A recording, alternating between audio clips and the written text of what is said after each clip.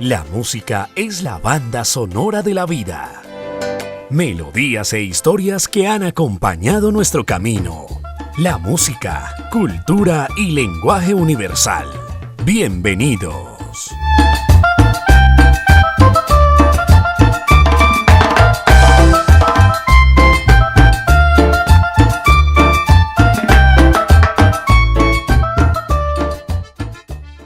Hola, con la cámara de Alejo Mejía y Albert Laverde les habla y los acompaña Hugo Armando Narváez.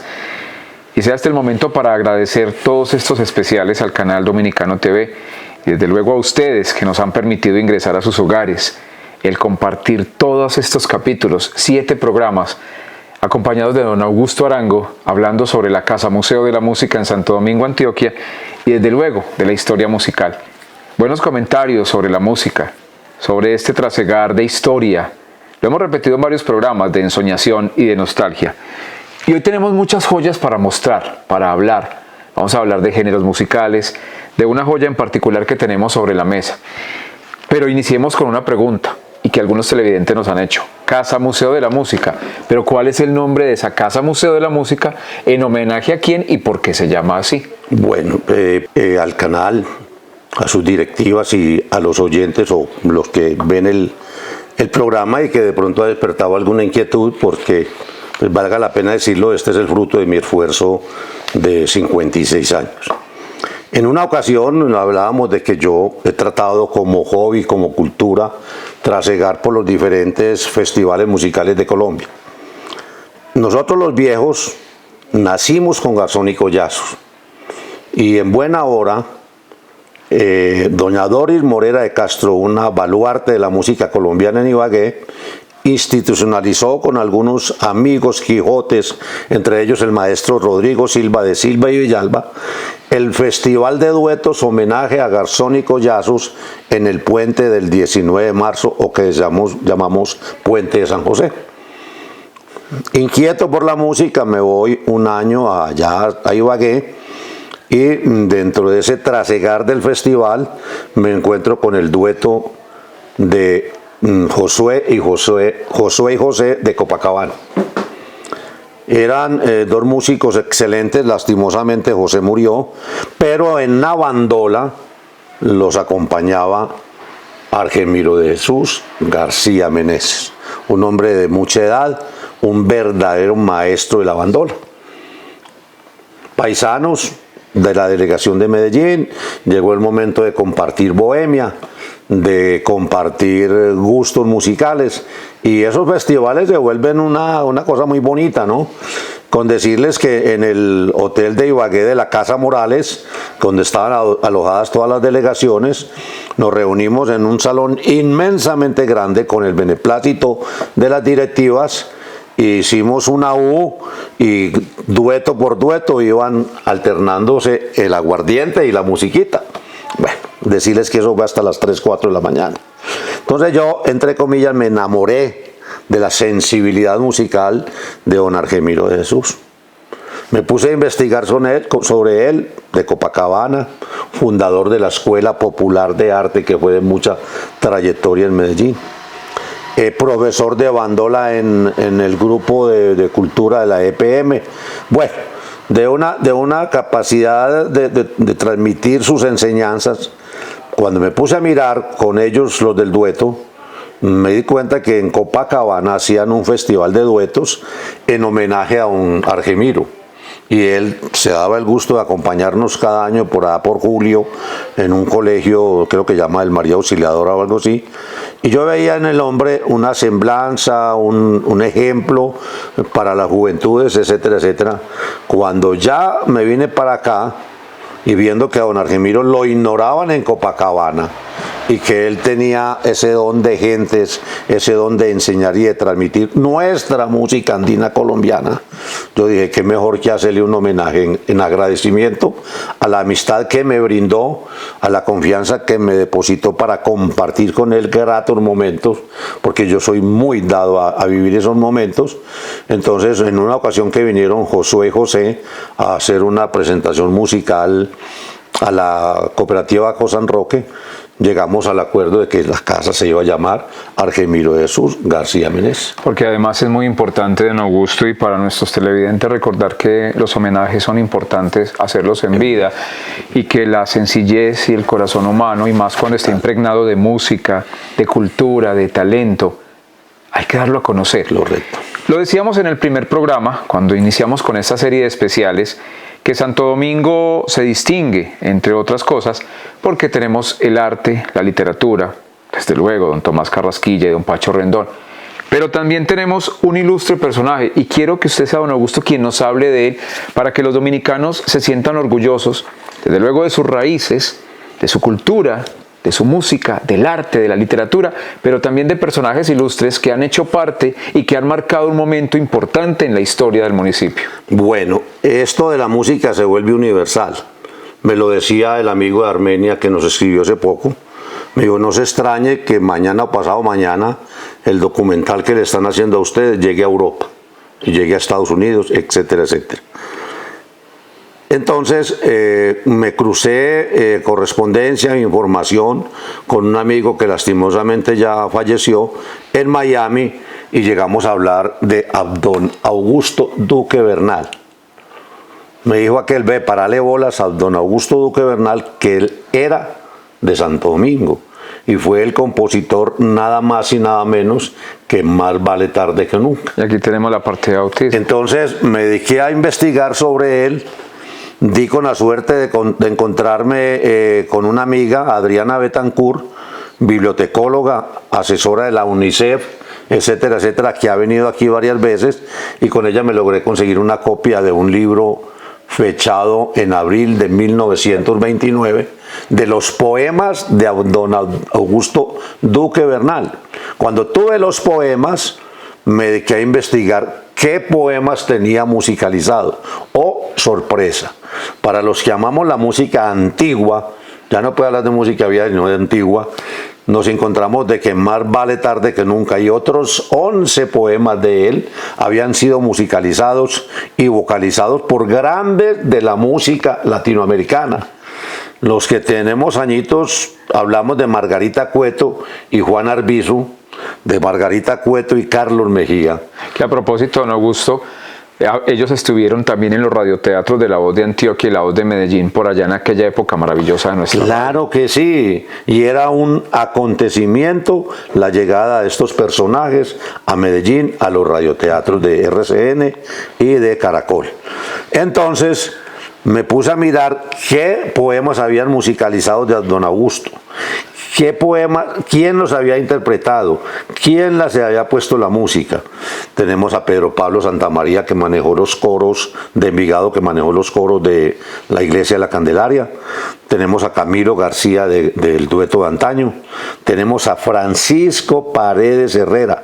Los que amamos la música andina colombiana y la música latinoamericana, no podemos olvidar a Francisco Paredes Herrera, ecuatoriano, que nos dejó más de 800 temas musicalizados.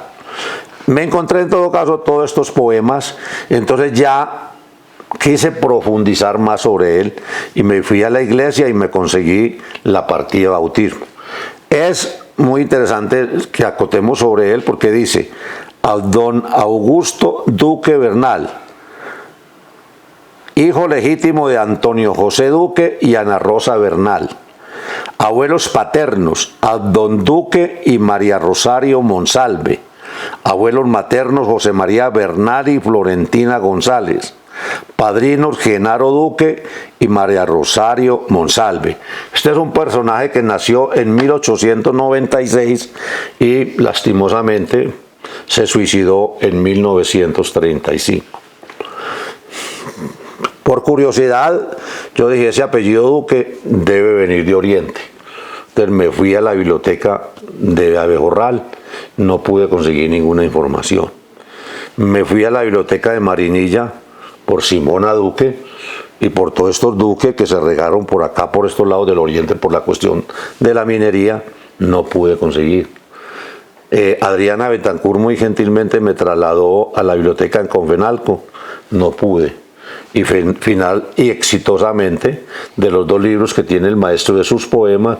A diario me ayudó a conseguir una copia en la Biblioteca Pública Piloto. No quedé contento con eso. Me trasladé a Porce a hablar con un tío del presidente Iván Duque, ¿ya? Y logramos conseguir pues muy poquitas cosas, ¿cierto?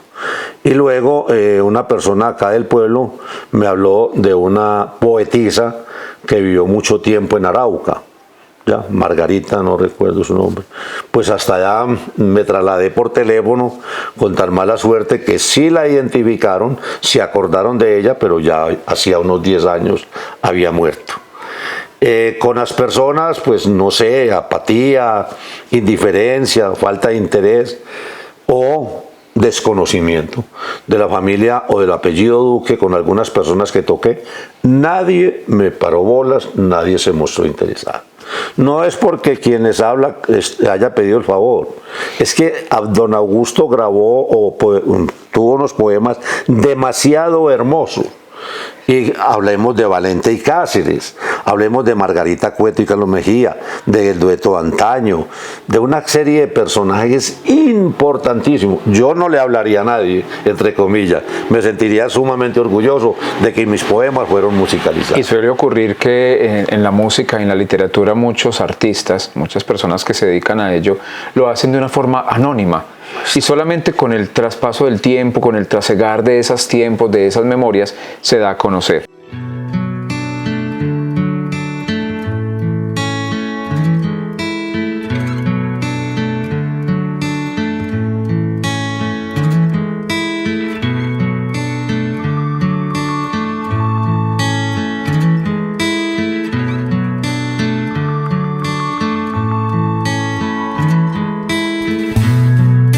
La bendición de los artistas cuando se van de este plano físico es que nos dejan su historia musical para el recuerdo, para la nostalgia. Y no nos cansamos de decirlo porque tenemos una ensoñación profunda por un legado musical.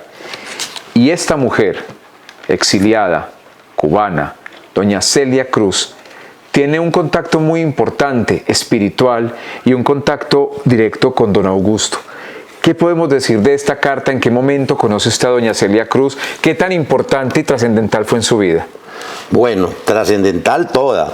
Celia era una maestra de escuela en el año 50, en pleno apogeo de la Sonora Matancera, que fue fundada en la ciudad de Matanzas en 1924. En el año de 1950, Celia Cruz había pedido puesto como cantante en la Sonora. Mirta Silva, puertorriqueña, era cantante de planta de la Sonora. Don Rogelio Martínez, que no era fácil, una persona sumamente difícil, inclusive en estos días retomé la historia de su vida porque un primo mío que trabajaba en un expendio de carne de Nueva York, le vendía su carne y yo le decía, hombre, no te quedó nada de Rogelio, y me dijo, no, solamente que era muy cortante, muy formal, pero no adelantaba nada. En todo caso, a la Sonora Matancera no llegaba cualquiera. Por esas cosas de la vida, como les decía, Mirta Silva faltó a un ensayo y se vio precisado Rogelio Martínez rompiendo su orgullo profesional de llamar a Celia, planillada en la Sonora Matancera. Bueno, Celia, una voz muy hermosa, una mujer de mucha sensibilidad, porque después de su muerte yo estuve en Miami y en el 2004 y tuve la fortuna de conseguirme su autobiografía. Mi hija trabaja en el aeropuerto de Miami y por esas cosas de la vida pues toca mucho con la farándula.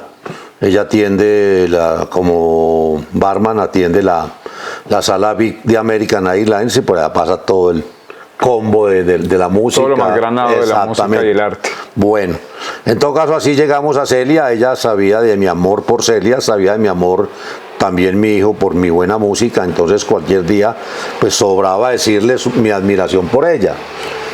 Entonces mandó decir, dígale a su papá que yo le voy a prometer unas cosas muy buenas. Y efectivamente en el año 2001, creo que fue, me manda esta carta donde un amigo, Auga, yo vivía en Ginebra, me manda esta carta y me manda estas fotos con su autógrafo que dicen para Augusto Arango, mis mejores deseos, Celia Cruz. Hombre, para mí eso fue un acontecimiento. Tanto que cuando yo tuve el bar era celoso para ponerlo en un sitio que la gente pudiera observarla, pero que no me la fueran a robar. Y es que cuántas personas en la vida, o los que conocemos algo de música, o que pretendemos conocer algo de música, porque a su lado obviamente que todavía nos falta demasiado camino por recorrer, no hemos escuchado sus canciones, El Yerberito. Bueno, es que son tantas canciones, y hay algo de admirar en Celia Cruz. Desde mi niñez, que tenía oportunidad de verla en conciertos o cuando venía a presentaciones a Colombia, siempre a su lado, su amado, el amor de su vida, el señor Pedro Nay. Pedro Nay, primera trompeta de nada más y nada menos que la Sonora Matancera. Un hombre muy humilde. Yo creo que en el mundo un matrimonio más bien compaginado, más compacto que Celia Cruz y Pedro Nay no lo volví a ver. Eran de una empatía total. Lastimosamente no tuvieron hijos, pues sería muy agradable compartir con ellos todas las experiencias, pero Celia nos dejó un legado muy grande. Desafortunadamente ella cuando en el año 60 abandona Cuba, con toda la Sonora Matancera llegan a México y obviamente pues el destino de todos los músicos famosos desde el punto de vista económico y musical como tal es Nueva York, la capital del mundo. Entonces ellos tenían la planta y por eso la carta viene remitida desde New Jersey, que fue la última residencia que tuvo Celia en vida. Y porque es que hay algo muy curioso cuando uno ve una entrevista de un artista y cuando reflejan esa humildad y esa sencillez, uno se hace la pregunta, ¿hasta dónde es real todo eso que transmiten al público? Y doña Celia Cruz transmitía eso, una completa y absoluta humildad y sencillez para su público. Total. Y si usted lee la autobiografía de ella, se da cuenta con más fuerza de que tu concepto es totalmente cierto. Que era una mujer entregada a los demás. Total, y en el escenario se entregaba. En una ocasión, por allá en el año 71 no estaba Celia, porque a lo último ella entraba por contrato con la Sonora, por presentación, en fin. Estaba uno en época de su juventud, año 71, en un baile con la Sonora Matancera en el parqueadero de la feria, en una caseta que se llamaba la caseta Matecaña de Sadi Rojas, en plena Feria de las Flores, y la Sonora se presentó y uno en el delirio de tener la Sonora ahí, nosotros nos arremolinamos contra la tarima y ya nos queríamos subir. Inmediatamente se subieron algunas personas, Rogelio para una orquesta, y dijo, o se bajan o me voy. Uno inicialmente, como él era tan seco, pensaba que era cismatiquería, pero si uno se pone a analizar, él tenía toda la razón.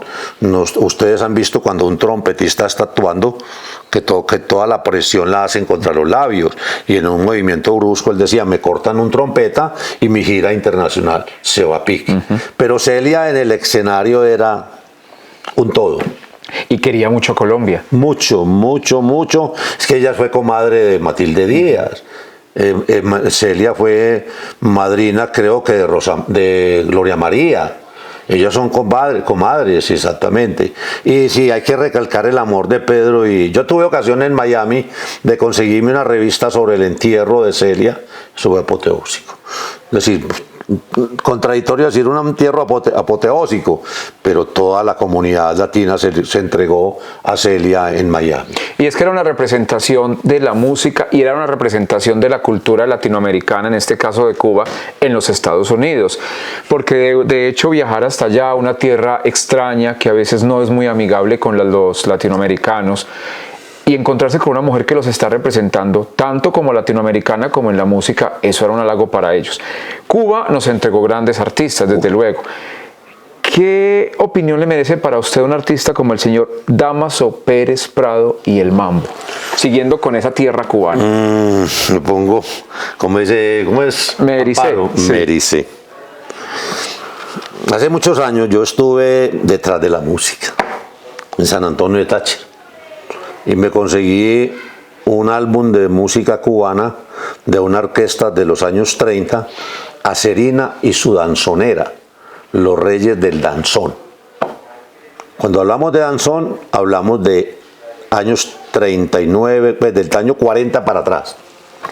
una orquesta excepcional. Yo siempre he dicho, he tenido la ocasión de verlo bailar en Cuba, pero yo siempre he dicho que el danzón se debe bailar con frac, es sumamente elegante. Pues no faltan los cambios, ¿no? Como hablábamos del bolero y algunas veces de las baladas. En el año 39-40 surge un músico en la historia de Cuba muy trascendental, Oreste López. Oreste López crea el mambo, no fue Damaso Pérez Prado. No fue Damaso Pérez Prado. Y se le atribuye a él. Pero lo populariza Pérez Prado, que era un músico pianista de Matanzas, una ciudad sumamente hermosa, a unas 3 horas, 4 de La Habana, y creo yo. Y populariza el mambo y tiene la fortuna, rompiendo esquemas, de irse a México. Trabajar los artistas extranjeros en México era muy difícil. Estaba leyendo hace poco en la historia de Pacho Galán, que tuvo que devolverse de México porque el sindicato de cantantes mexicanos no lo dejó actuar. Entonces a Damaso Pérez Prado lo bloquearon. En todo caso, Pérez Prado populariza el mambo y para mí creó algo muy bonito, muy elegante. Sigo con el danzón, porque el danzón tiene cosas maravillosas, pero hay que decir claramente que el mambo lo creó Oreste López y lo popularizó Pérez Prado. Y es que en México, retomando lo que usted decía hace algunos momentos, la ANDA, la Asociación Nacional de Artistas, siempre fue muy receloso, no solo en la parte musical. Televisa hasta más o menos finales de los años 90 no permitía que actores o actrices extranjeras entraran a ser parte del grupo de su staff de actores. Exacto. Después de que ya la familia Azcárraga, los fundadores y dueños de Televisa, empiezan como a darse cuenta que ya el mercado latinoamericano se estaba ampliando y que económicamente era mucho más rentable. Claro. Pero lo que dice usted es muy cierto. Ni los músicos ni los actores o actrices podían entrar al mercado porque la ANDA no lo permitía. De hecho, la Sonora llega a México cuando se exilan todos allá. Eso fue muy triste. A uno le provoca llorar, simpatice o no simpatice con el régimen cubano, cuando a Celia la citan en el aeropuerto de La Habana. En los años 60, la Revolución Cubana triunfa en el 59, Celia emigra por orden de Rogelio Martínez, el director de la Sonora Matancera, lo citan en el aeropuerto de La Habana y era nada más y nada menos para dejar a Cuba por siempre. Con o sin razón, en una ocasión que la mamá de Celia estuvo muy enferma, el régimen de Fidel Castro no le permitió a Celia entrar a Cuba a ver a su mamá. ¿Y nunca regresó? Nunca regresó y ella murió con ese dolor. Bueno, la historia se encargará de eso. De hecho, la música de la Sonora Matancera, hasta que yo fui la última vez a Cuba, estaba vetada. Inclusive, pues modestia aparte, a mí en el 2013 me tocó mandar una música para allá, pues no sé si era para difundir o para conservarla en la emisora, me acuerdo que era para Radio Progreso. Hay algo muy, muy simpático y más que simpático, anecdótico. Hacia 1986, cuando la hambruna en Etiopía, los artistas norteamericanos se reunieron y hicieron una campaña que se llamó USA for Africa. Lo mismo hicieron en América Latina algunos artistas, con un tema que se llamó Cantaré, cantarás.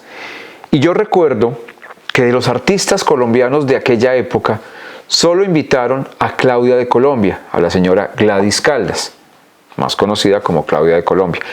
Don Augusto, ¿por qué en cierta época de la música, especialmente en los años 80, en ese concierto internacional solo se reconocía a algunos artistas de música romántica como Claudia de Colombia? ¿Dónde estaban esos otros artistas? ¿No eran tan reconocidos? ¿Por qué no llegaban a ser tan populares como ella u otros artistas de música tropical, por ejemplo? Yo sigo erizado. Para mí uno de los valores musicales en el área femenina fue Claudia de Colombia. Ahí hay muchas cosas. Claudia no era fácil, era petulante, para mí era petulante, era creída y sobre todo ignoraba los valores musicales que ella tenía. Le sobraron patrocinadores. Yo creo que ninguna artista colombiana en esa época grabó lo que alcanzó a grabar Claudia. Yo creo que toda la vida se han manejado intereses. ¿Quién apoyaba a Claudia y quién apoyaba, por ejemplo, a Vicky? Cualquiera. pues a Vicky de pronto la apoyaba un empresario caleño, pero es que Claudia la apoyaban los grandes, comenzando por el hijo de Omar Torrijos, el que era presidente de Panamá. Entonces yo creo que en eso tiene que ver mucho las influencias que se mueven. Porque independiente que hubiese sido una campaña para ayudar a los menos favorecidos en el África en ese momento, igual estaba cuánto hay que dar para yo poder aparecer en esos videos. Exactamente. Mire, por las cosas de la vida, hay un compositor que yo admiro mucho que murió muy pobre, Mario Gareña. Mario nos dejó unos temas hermosísimos. Soñó o se murió soñando y esperando que un empresario colombiano le prometió que lo llevaba a Sydney, Australia, y nunca le cumplió.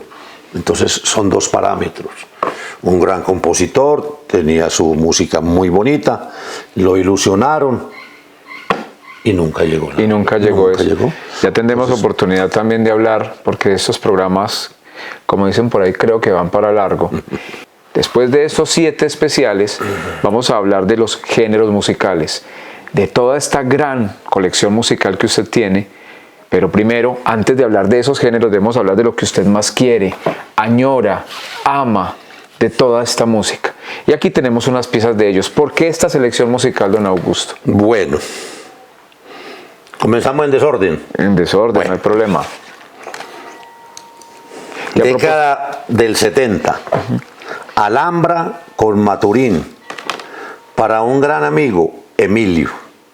Estábamos borrachos en Guayaquil, en un bar que llamaba El Quijote, era de un amigo Héctor, muy amigo de nosotros, y este es un tema que tiene un tema que llama El Boulevard de la Desilusión, con la orquesta de Enrique Rodríguez, y tiene un tango que llama Iré, lo mismo con la orquesta de Enrique Rodríguez. Este es el disco con el cual Emilio Saldarriaga, un amigo hermano, quiere que lo entierre.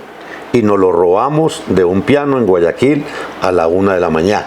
Entonces está marcado con dedicatoria a todo. Al único que le dedican la dedicatoria de una cosa que se robaron es a mí. Sí. Bueno. Gol de Colombia.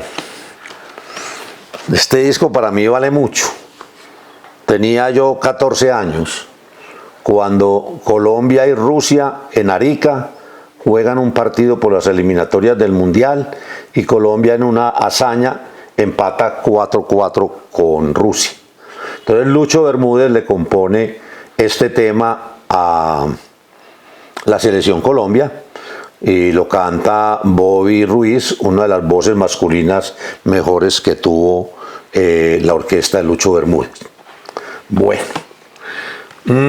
Seguimos con los de 78. Ritmo de Chunga, los Bobby Soxers, una guaracha, creo que fue una agrupación caleña. Este disco lo compré en el año de 1964 en la calle 45 Amador 5173, donde había un almacén de discos de la familia Tobón que vivían en el barrio Las Palmas y eran muy allegados a mi familia. Disculpe, fundador de Todelar, ¿tienen algo que ver con eso? No. Eran los comerciantes de allá del barrio Las Palmas, del barrio San Diego. Le hago una pregunta, ¿por qué la tendencia en esa época de los nombres gringos, por así decirlo, los Flippers, en este caso el nombre de la agrupación, era porque estábamos recibiendo esa cultura tan constantemente? Claro. ¿Era por esnovismo? Sí, no, es que nosotros acordémonos que teníamos a Frank Sinatra, a Polanca, a Elvis Presley, The Beatles, Rolling Stone. Exacto, los Rolling Stone. Entonces, no tenemos los teenagers, porque no se llamaban de otra forma, los teenagers. Los adolescentes, por ejemplo. Éramos muy dados a copiar. Nosotros en los años 63, 64 creo, teníamos un grupo de jóvenes que bailábamos twist y no le podíamos poner simpatizantes, los pexicoros del twist. Así se llamaba nuestro grupo. O llamarlo los colombianitos del twist, como que eso no rimaba, sería tanto como frijoles con caviar. Sí. Bueno, Pacho en percusión. Don Pacho Galán. Orquesta de Pacho Galán. Este disco fue comprado en el mismo año 64. Estos dos fueron mis primeros discos con los cuales yo arranqué a guardar, a coleccionar o a acumular música. Este lo compré en el Parque de Bolívar, enseguida del Teatro Lido, en un almacén donde vendían artículos para modistería. Las damas que tienen unos añitos recuerdan que habían unas revistas de modas que llamaban Los Figurines, donde habían modelos de cosas. Y a mí, toda la vida, como son unas ironías, ¿no? Toda la vida me pareció más músico Pacho Galán que Lucho Bermúdez. De pronto un negocio es mejor que el otro, pero tiene más publicidad del otro. Y hace poco, unos 8 días, fui a Medellín y me conseguí la historia de Pacho Galán.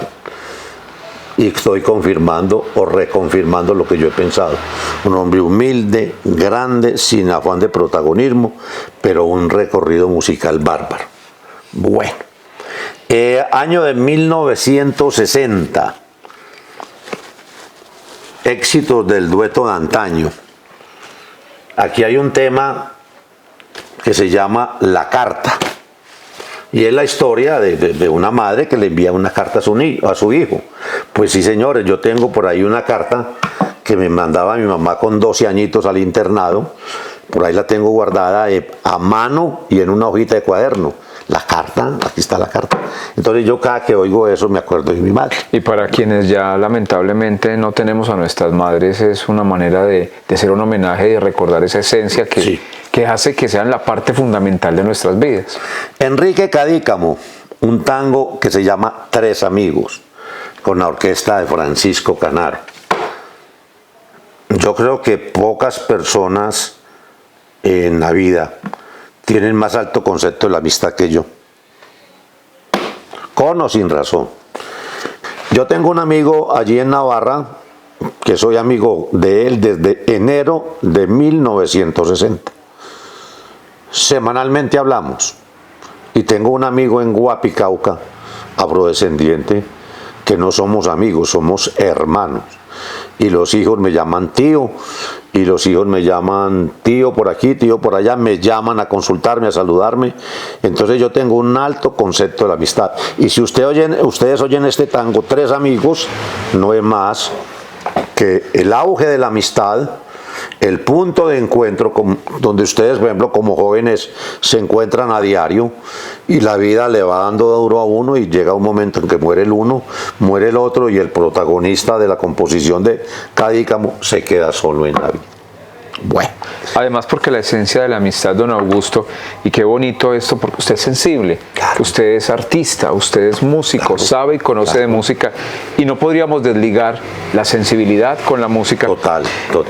Y la esencia de la amistad precisamente es eso, no es la cantidad de tiempo que usted comparta con un amigo, sino la calidad de ese tiempo. Y una verdadera amistad puede reflejarse a través de los años y pueden dejar de verse 2, 3 o 4 años, pero cuando vuelva ese regreso, cuando retornen, cuando se encuentren nuevamente, es como si hubiesen dejado de hablar ayer. Hace unos 3 años, precisamente, yo me enteré secretamente de que mi amigo en Guapi estaba enfermo. Y para mí se volvió una obsesión y efectivamente pues yo no tenía recursos. Tomé un bus a Buenaventura y en Buenaventura me embarqué en una lancha 4 horas por el mar y le caí de sorpresa al hombre. Oh, sorpresa era él. Compartimos más o menos unos 15 días. Bueno. Su Majestad el Bambuco, Dully y Julián, el dueto más grande en la historia de la música colombiana. Lo que dice Hugo, yo soy un tipo muy sentimental. 4 preguntas. Composición de Eduardo López, un músico de Buga. Me voy yo hace 2 años o 3 a investigar sobre música al Tolima. Me voy expresamente a Chaparral a buscar los orígenes de la sombrerera. Y me acordé que este disco 4 preguntas lo compuso este señor López en 1913 en San Antonio del Tolima. Y lo tenía ahí a pie, a unas 2 horas de Chaparral. Pues me fui para allá a conocer el origen de esta canción. Se combina aquí algo muy hermoso, la composición de su letra y la musicalización que le hizo Pedro Morales Pino, uno de los grandes músicos colombianos. Este es un tema compuesto en 1913 y todavía se oye. Y oh, sorpresa, me llevé en estos días que estuvo acá un agente de la gobernación. Me mostraron un video, creo que fue de Venecia, donde 2 niñas del colegio interpretaban ese tema. Definitivamente corroboro lo que siempre aprendí hace poco en un libro. Solo hay 2 clases de música, la buena y la mala. Si las niñas a esta edad, muy jóvenes, interpretan unos temas de 1913, es porque son buenos.